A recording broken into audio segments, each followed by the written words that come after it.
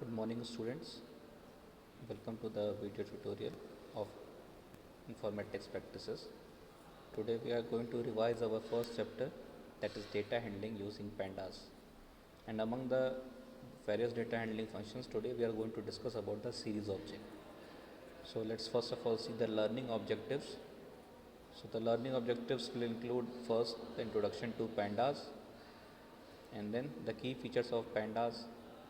Then we will discuss about installing pandas, then introduction to series, creating a series attributes, accessing elements of a series, and with the help of this we can do the indexing and the slicing, and then we'll discuss about the head and tail functions and the mathematical operations. So these are the basically summary of this chapter, that is the series object in the pandas. Okay, so first of all move to the introduction part, and here we are having the introduction, that is pandas is a software library for the Python programming language written by Wes McKinney for data manipulation and analysis.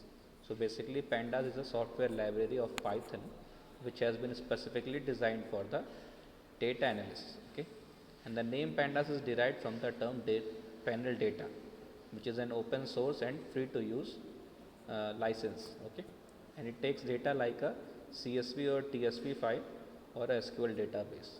CSV file you must have heard already, that is the comma separated value, which we have already discussed in our syllabus. And since it is a revision video, so whenever the CSV will be coming, and I will be explaining later. So when we talk about the pandas, so pandas deals with the following three data structures, that is the series, data frame, and the panel data system. So basically series and data frame is there in your syllabus, and the panel data system is not there in your syllabus. So when we are moving strictly for our syllabus, so we will discuss about the series and data frame data structures. Okay, now let's see the difference between these two, that is what is the difference between series and data frame and also the panel data system. So when we talk about the dimensions, so the series object is a one dimensional object. Okay, and the description is mentioned as 1D labeled homogeneous, data mutable, and size immutable array. That means when we are talking about the series object, so it is actually a 1D labeled homogeneous object. That means homogeneous means what? All the data types will be same. Okay, all the elements will be of the similar data types, you can say. If we are giving the particular values inside that series, if one value is of string type, so all the values need to be of the string type. If one value is of float type, then the rest of the value should be a float type as well. Okay, so that is the homogeneous. Now data mutable, why it is called data mutable? Because the values of this series object can be changed according to our need. So we can say that the series object is a data mutable object. Next is the size immutable array. So size immutable array means what? The data values can be changed, but the length of the series cannot be modified or changed. That's why we say that size immutable object, that series is a size immutable object. Now moving on to the data frames. So data frames is basically a two-dimensional object, and it uses a heterogeneous data type. Heterogeneous data type means what? If one element is floating type, so rest of the elements can be of other data types as well. It is not a necessary condition that once if a data type is being declared as float, so rest of the data items should also be float. That is not a necessary condition here. That's why it is supporting the heterogeneous data types. Then let's move on to the next part, that is the size mutable array. So in this case we can change the size of that array. Okay, that means the length is also modified. Okay, we can modify the length of that particular data frame. Now if we discuss about the panel data system, so the panel data system is basically a three-dimensional data system. Okay, so series is one dimensional, data frames is two-dimensional, and panel can deal with three-dimensional data objects. Okay, and the description is 3D labeled, and the data mutable and size mutable array. So in this case also you can modify the data as well as the size or the length of that given array. Okay, so these are the basic three data types or the data structures or the data types. Sorry, we are saying that we are having these three data structures in our pandas library. Okay, and according to our syllabus, that is of class 12th informatics practices, we have to study about the series and the data frames data objects. Okay, Now let's move on to the key features of pandas. So the key features will include the fast and efficient data frame object with default and customized indexing. That means you are having the option of customizing the index as well. Okay, and whenever you are using the pandas library, you are having the option of customizing index. That means if a default index is not to be used, you can modify the indexes according to your own choice. The next thing is that tools for loading data from different file formats.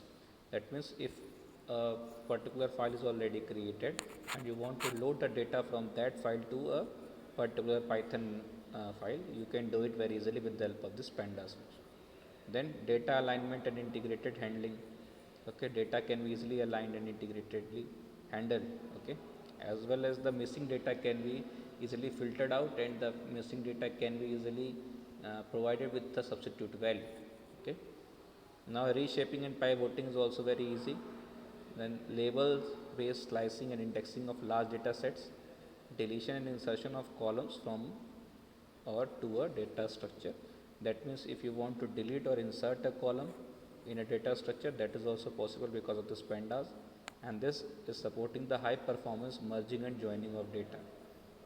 That means if particular subsets of data are there in different data frames or different series, so that series and data frames can be merged together to form a means high performance data type. Okay, high performance data set. Okay, now next thing is about installing pandas. So pandas can be easily installed by using the pip command. Only you need to do is you have to go to your script folder where you have installed your Python program. Okay, wherever your Python or the IDL is installed, go to that folder and select the script folder, and wherever the script folder is there, just you need to open the command window at that particular location, and then you have to write the command there, pip install pandas. Okay, once you are going to enter that, and if you are connected to a proper internet connectivity, then you will be able to download this pandas library easily in your particular IDE. Okay, now what is the introduction to series? Let's move to the introduction about the series.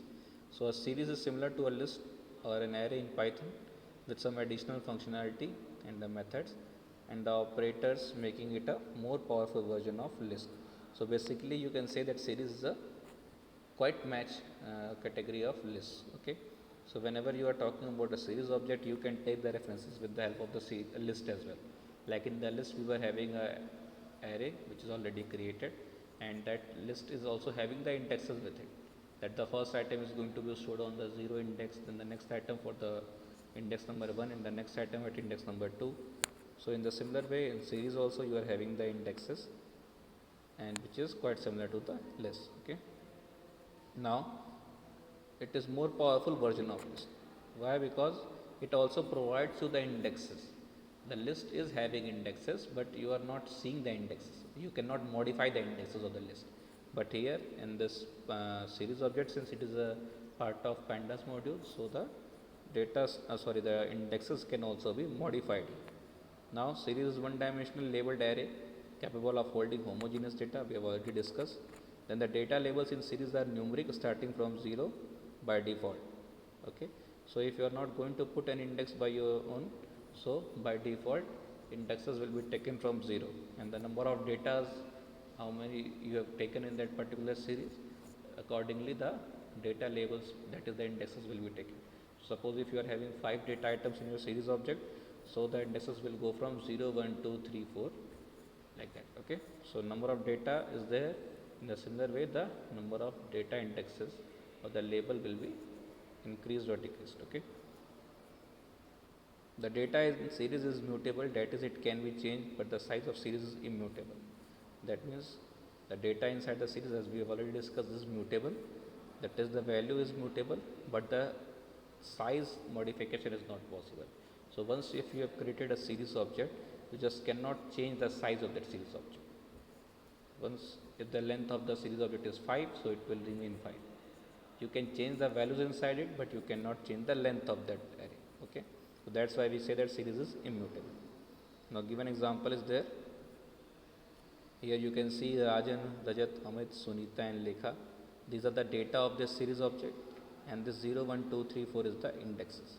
So if you are not going to give an index by your own, So by default Python will create some indexes, and the indexes can be seen here like 0, 1, 2, 3 and 4. Okay. Now how you can create a series? The syntax for creating a series is simple, that is pandas.series and then the data which you have to use and then comma the index and the name. Okay. So where data is basically taking various forms like ND array, the list, the constant, the scalar values, dictionary and the mathematical expression. So these following possibilities are there for the data part of that series object. Then when you are talking about the index part, so index we are having unique values and hashable with same length as data.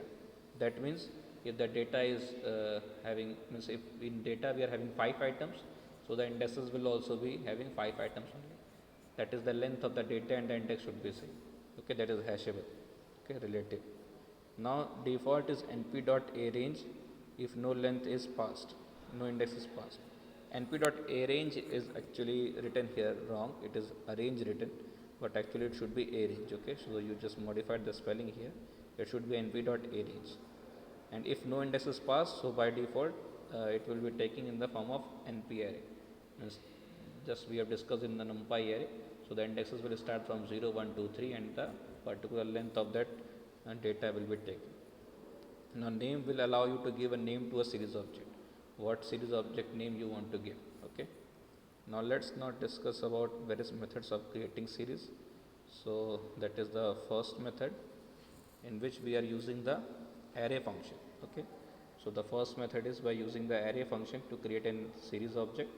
So here you can see an example. We have first of all imported pandas as PD. This PD name is the alias name here. Okay. And next thing is the import numpy as NP, and here NP is the alias name again. So this PD is the alias name for the pandas module and NP is the alias name for the numpy module. Then we have written data is equals to np.array, and then in bracket we have passed different characters to form a string. So here we are having W, E, L, C, O, M, E. Okay. So different characters are there which have been put inside an array, and that is being used with the help of numpy object. Okay, that is np.array. So once this data is created, we can pass this data object in this series object.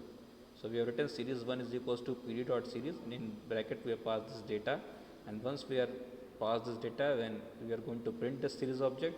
So here you can see the output is given. Okay. So the data items are here W, E, L, C, O, M and E. So total 1, 2, 3, 4, 5, 6 and 7. Okay, so 7 data items are here. So the indexes starting from 0 and it is going till 6.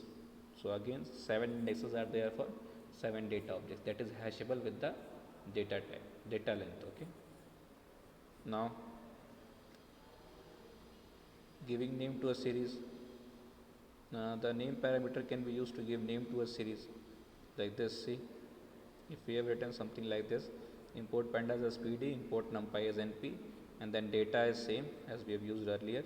Now series 1 we have mentioned as pd.series, then data was already used, and now we have included a new attribute here, that is name, and name is equals to series 1, and since we are going to pass this series 1 object in this print statement, so we are getting this. Okay, but the thing is at this time we are also getting the name, that is series 1, and the D type is object. Last time when we run this program, so we were not having any name here. Why? Because we didn't include a name attribute.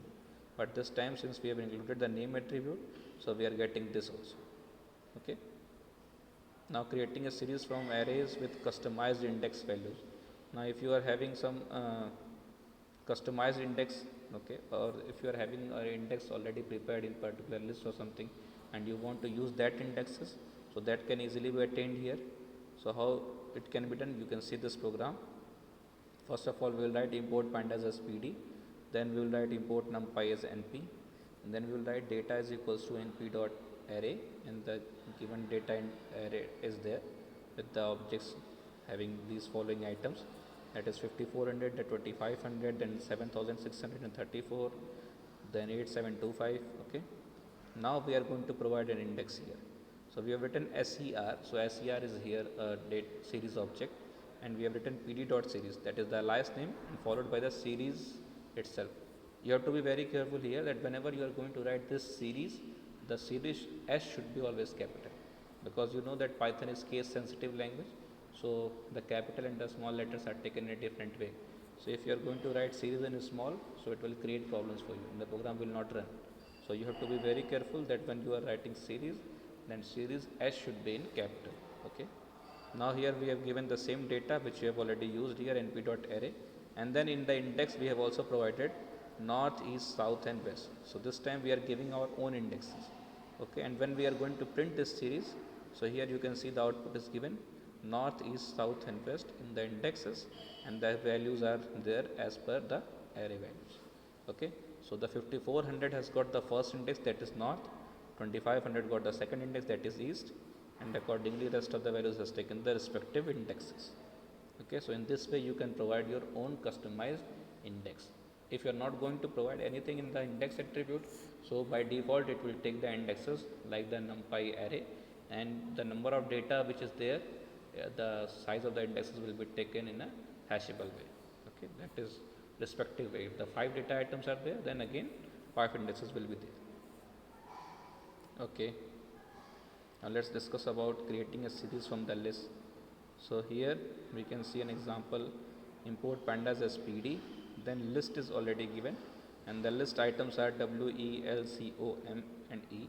Okay, different characters are there which has already been used inside a list, and these are the items of this list. Now we are going to pass this list object inside this series object. So the series object here is series 2, and then we are writing series 2 is equals to pd dot series, and in bracket we are passing this list. Now when we are going to print this, you can see again we are getting the same output, that is W, E, L, C, O, M and E, and the indexes have been taken accordingly. So in this way, if any list is given, you can use that list also, and you can directly pass that list inside that series, and your particular series object will be created along with the given index. Okay. Now creating a series from a dictionary. So the dictionary object is a bit complicated, so that will be discussing in the next video. So till then I think it's enough for today's revision. Thank you everyone. Have a good day.